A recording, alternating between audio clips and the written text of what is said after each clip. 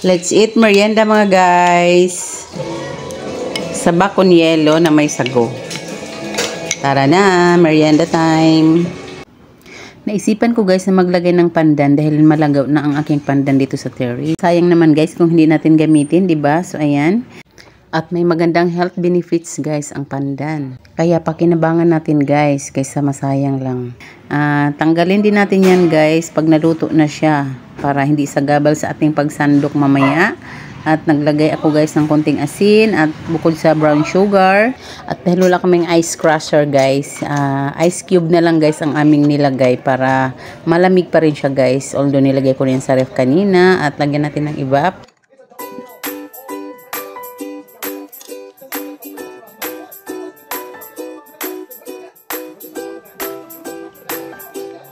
That's it merienda mga guys. Thanks for watching. Bye bye till my next video. God bless everyone.